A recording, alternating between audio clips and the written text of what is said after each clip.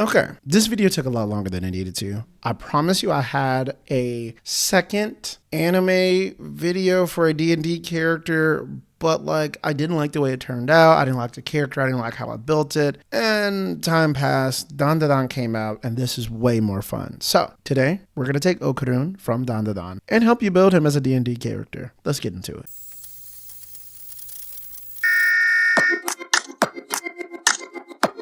First of all, you guys know how to do this, even though I've only done one video, so you're learning along with me how we're going to do this.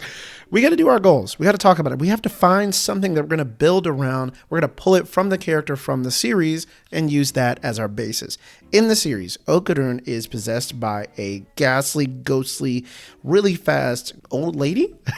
And when I say fast, I mean really fast. So when he gets these abilities, it transforms him into a really cool, super depressed, but also really, really fast character.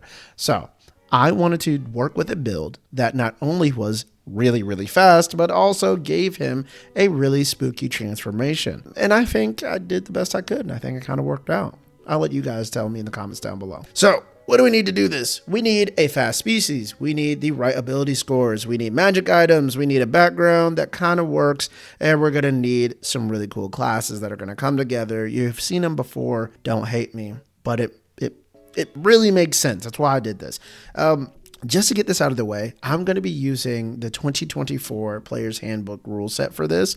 So when we get into the background, which you'll see here. So when we get into the species, what you see here, I'm calling it a species because that's what it's called now, okay? And so first and foremost, we're obviously going to be taking Tabaxi. They are the fastest species that you can take. They have an ability that is called feline agility that allows them to, as a bonus action, double their base movement speed. They have a base movement speed of 30, like most medium-sized creatures. I think with the 2024 Player's Handbook, this has just been standardized across all species. That's really cool. So they have the base movement speed of 30 feet. So when they use the feline agility feature, it doubles that to 60 feet. So this is the start of our turbo shenanigans. For the background, we took criminal. Go. Do a crime. Because criminal, as you know, gives you a feat in the 2024 Player's Handbook, and it is the new version of alert. This one allows you to change initiative orders with one of your teammates, and I mean that in itself is flavorfully fast, so I like it. For the ability scores, we're going a strength of 8 because if you saw episode 4, bad news, babe. Hey, don't you go calling me babe. I can't make the curve. You're too heavy. Okarun is obviously not that strong, even in his Turbo Granny form. We're going with a dexterity of 14, which I think is a little low, but it needs to be there for what he needs to do later. Con 15, and we're going with an intelligence of 10 because I'm assuming a guy who likes aliens is probably doing really well in school, at least averagely well, you know what I mean?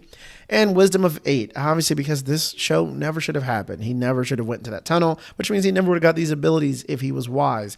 Obviously he is not, so we're dumping that. And we're going with a charisma of 15. We kind of have to do it, and you'll see why. Our class, we're starting Warlock.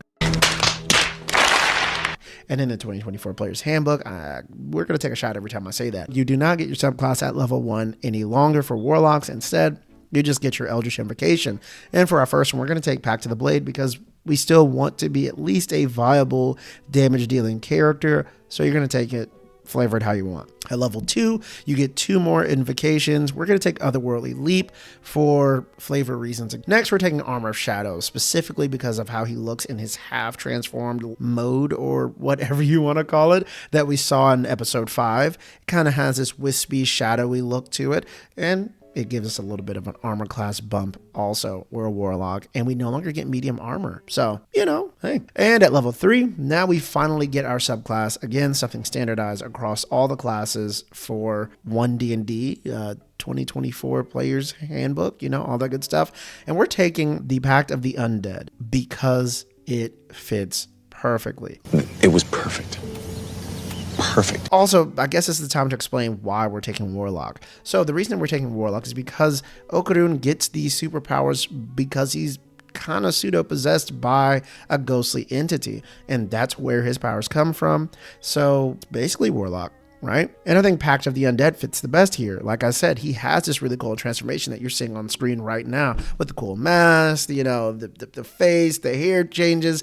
This I consider a form of dread, which is the ability that you get being a Pact of the Undead Warlock. This form allows you to be immune to the frightened condition. It allows you on hit, if the creature fails a saving throw, to frighten them. And it just, oh God, I'm so excited about this. I don't even think I need to explain it anymore. Let's continue on. At level 4, we're going to take a +2 to bump up our charisma because, again, we still need the character to be useful. This is where we abandon Warlock, though. And this is where we take Sorcerer. And this is where everybody sighs. And they say, Zane, you've done that already. And I know, okay, I promise the next one will not involve Sorcerer or Warlock when I do this, but we kind of got to go here to get this one really, really specific spell that we need to make this work. And this is how our ability score is lined up. It just all kind of worked out this way. I promise these aren't the only 2 classes that I play. So level 1, again, just like I said in 2024 Player's Handbook shot, you do not get a subclass for Sorcerer, but you do get innate sorcery. Read it if you want. Level 2, we're going to take Meta Magic Adept. Not take it, we get it. We're going to get Meta Magic Adept. We're going to take Extended Spell. Trust me. And we're going to take Quicken Spell. Because again, this is about being fast. Quicken, Turbo, synonyms. It works. Level 3, we're going to take our subclass. I don't really care which one you pick. I'm picking Shadow Sorcerer because edgy. Look at his little shadow form. Episode 5. Go watch it.